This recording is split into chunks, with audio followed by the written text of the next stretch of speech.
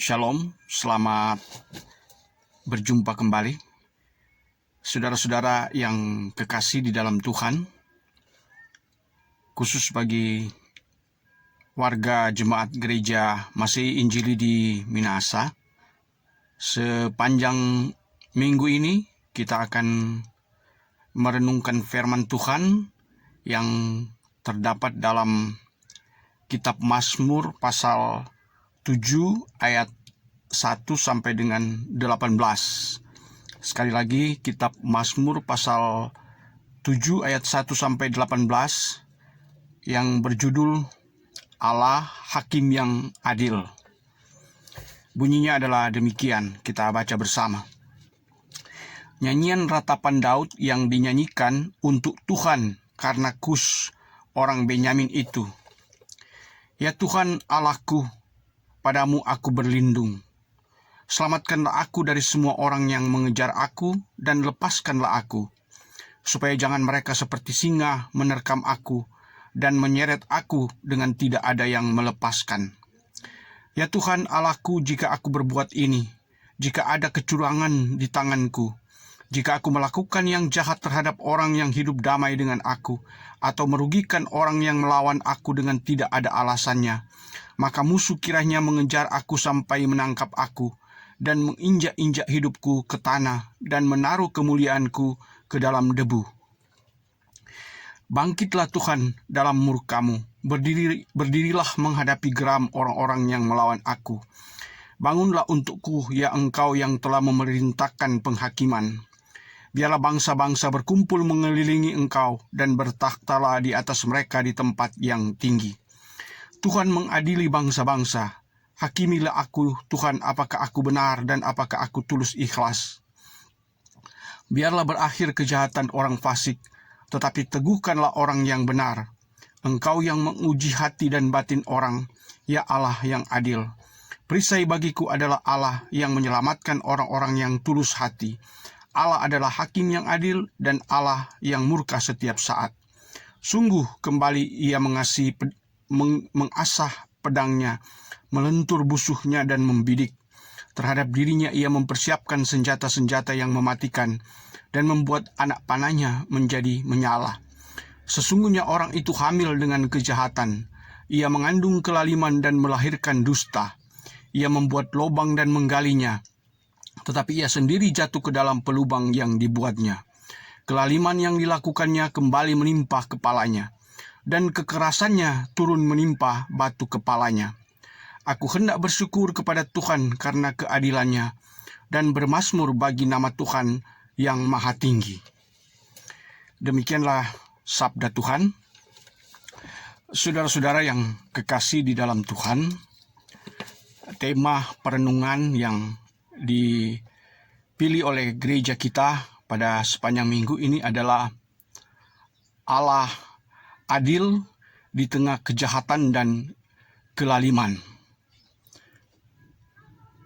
Tema ini berkaitan dengan apa yang sudah kita baca tadi tentang nyanyian ratapan, atau dalam bahasa Ibrani Sigayon, yang diungkapkan dengan penuh perasaan oleh Daud ketika ia menghadapi musuh-musuhnya. Dalam ayat yang pertama tadi disebutkan tentang nama seorang oknum, yaitu Kus orang Benyamin. Dalam beberapa catatan memang tidak terlalu jelas siapa sebetulnya yang dimaksud dengan Kus orang Benyamin itu. Tetapi banyak para ahli kitab yang merujuk pada Kus ini adalah Saul, atau mungkin juga Simei, yaitu kerabat dari Saul.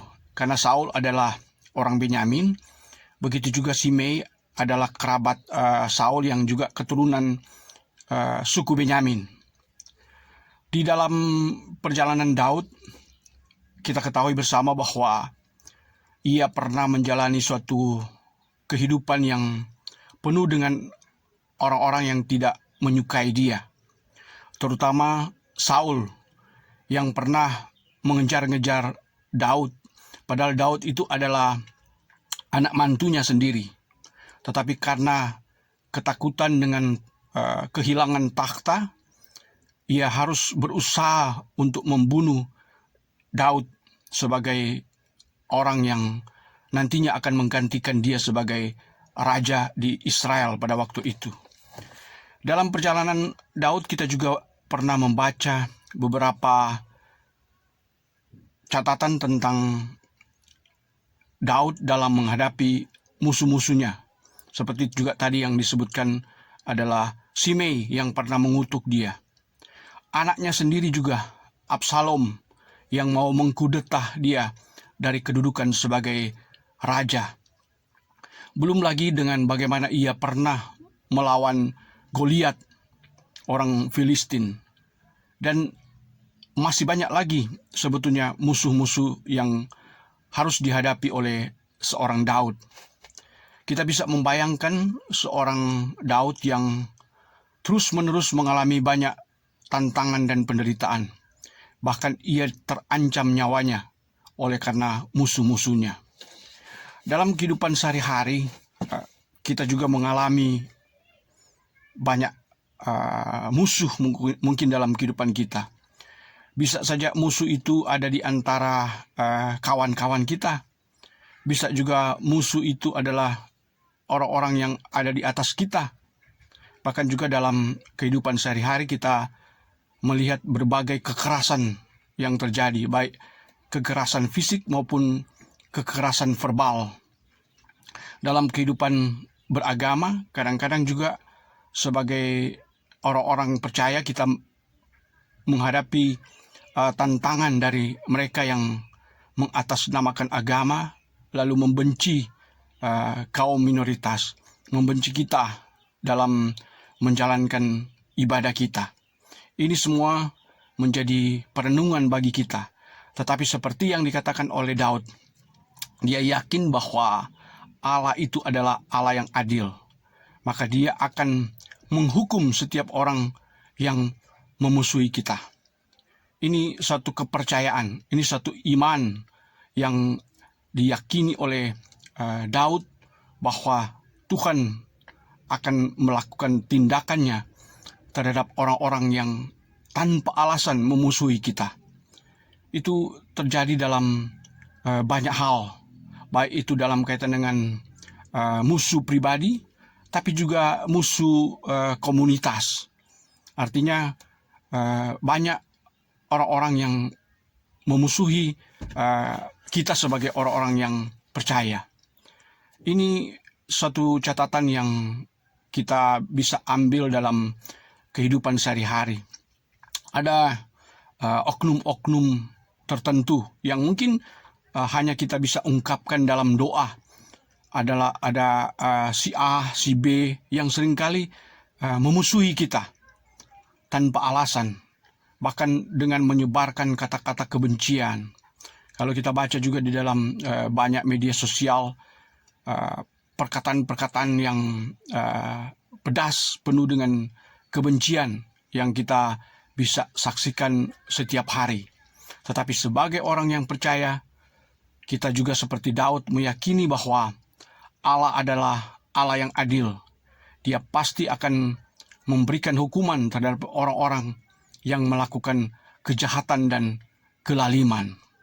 Dan sebagai orang-orang yang percaya, sebagaimana juga Daud saksikan, kita berupaya untuk hidup dalam kedamaian dengan semua orang. Walaupun kita mungkin dicurangi, begitu juga dalam menjalankan tugas-tugas kita sehari-hari. Kita harus memberikan contoh dan teladan kepada banyak orang, bahwa kita melakukan segala sesuatu itu dengan keadilan. Kita melakukan segala sesuatu dengan benar, sehingga apa yang kita lakukan itu menjadi kesaksian bagi banyak orang.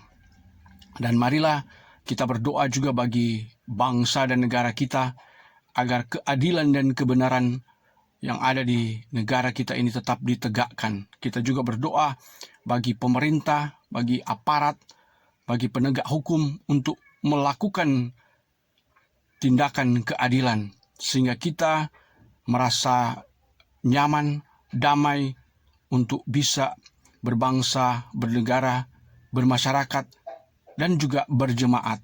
Jadi dalam lingkungan gereja kita juga hendaknya kita melakukan keadilan dan kebenaran. Gereja bukan hanya menyuarakan soal keadilan kebenaran, tapi gereja harus terutama memberikan contoh dan teladan bahwa gereja adalah pembawa keadilan dan kebenaran, dan juga yang melaksanakan keadilan dan kebenaran itu dalam kehidupan sehari-hari.